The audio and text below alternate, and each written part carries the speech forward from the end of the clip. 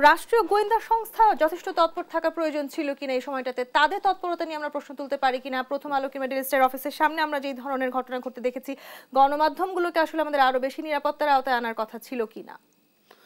ধন্যবাদ এবং বন্ধু মাসুদ কামালকে শুভেচ্ছা।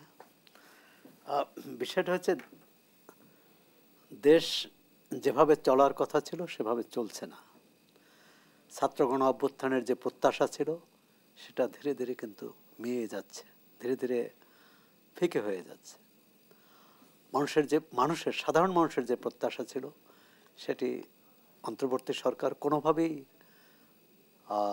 পূরণ করতে পারছে না, বা তারা যে পূরণ করতে আন্তরিক সেটাও প্রমাণিত হচ্ছে না।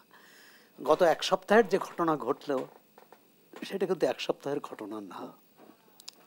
৫ আগস্ট সাবেক প্রধানমন্ত্রী পালিয়ে গেছেন,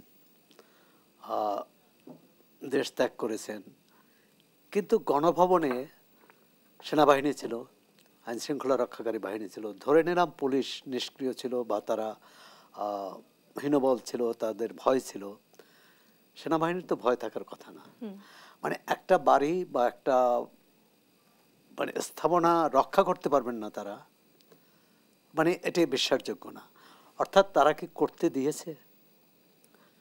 কারণ সেনাবাহিনী এই আন্দোলনে সমর্থন করেছে, না হলে তারা এই এখন যে বিশৃঙ্খলা আমরা দেখছি, আমি বলছি যখন এগুলোকে কোথাও না কোথাও মিলিয়ে ফেলা হচ্ছে, না কোথাও না কোথাও এটিকে ছাড় দেওয়া হয় অথবা করতে দেওয়া হয়, তখন অন্যরাও কিন্তু এই সুযোগটা পায়। আপনি দেখেন যে তারপর এই ছাত্র গণ অভ্যুত্থানের পর বিভিন্ন জায়গায় মব জাস্টিস শুরু হলো। যে জায়গায় ধরে আপনার শিক্ষা প্রতিষ্ঠান এবং সরকারি অফিসে কেউ চেয়ারে বসে আছেন, তাকে উঠিয়ে দেওয়া হলো, আবার আরেকজনকে চেয়ারে এনে বসিয়ে চাইলেই যে কোনো বিষয় আমরা দাবি নিয়ে রাস্তাঘাট বন্ধ করে দিচ্ছি। এই যে দৃশ্য, তো যে আমরা যেটা দৃশ্যমান হলো এই সোহরাওয়ার্দী কলেজ বা মোল্লা কলেজ বা ন্যাশনাল মেডিকেল, এটাই কিন্তু একমাত্র ঘটনা না। অর্থাৎ আইন না মানার একটা আমাদের প্রবণতা আছে। সেটি আসলে আমাদের প্রবণতা নাকি কোনো কারণে অন্তর্বর্তীকালীন সরকার যথেষ্ট কঠোর হচ্ছে না, নাকি তারা হতে চাইছে না? ঠিক আছে, কিন্তু কঠোর হবে কার উপর?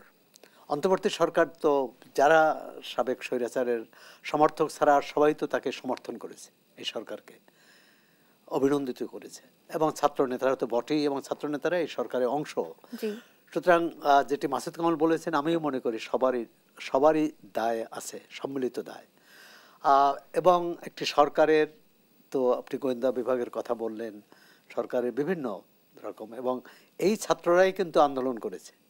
এই যে 3টি কলেজের এই কলেজের ছাত্রছাত্রীরাই কিন্তু 5 আগস্টের আগে এই ছাত্র গণ অভ্যুত্থানে অংশ নিয়েছে, তারা বিজয়ী হয়েছে।